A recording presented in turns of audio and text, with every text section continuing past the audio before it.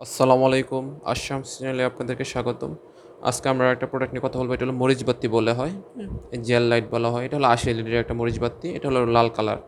তো এই প্রোডাক্টটা আমাদের কাছে অ্যাভেলেবেল আছে।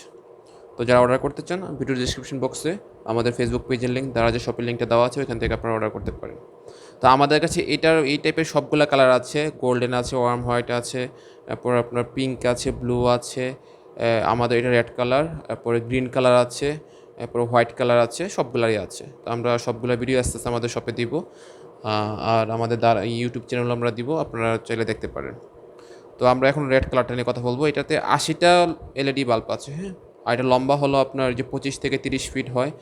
বিভিন্ন লটে আপনার এটা ফিটটা ২-১ ফিট কম বেশি হতে পারে, এটা আপনারা আশা করি বুঝতে পারবেন। তো এটার মধ্যে ৫-৬টা মোড আছে, আপনারা বিভিন্ন মোডে লাইটগুলো আপনারা জ্বালাইতে পারবেন, ফিক্স করে রাখতে পারবেন। হ্যাঁ, আপনারা বিভিন্নভাবে বিভিন্ন মোডে আপনারা ইউজ করতে পারবেন। এই যে আমি এখন ফিক্স করে রাখছি আর কি এগুলো। রেড কালারটা কিন্তু দেখতে অনেক সুন্দর লাগে আপনার।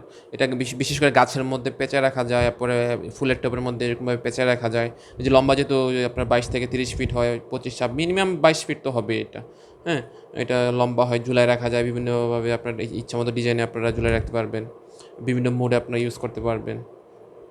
লাল কালার তো এটা ক্যামেরাতে ফোকাস কম করে। তো খুব সুন্দর একটা প্রোডাক্ট। এই লাল কালারটা কিন্তু আপনার অ্যাভেলেবেল পাওয়া যায় না, হ্যাঁ, খুব রেয়ার রেড কালারটা।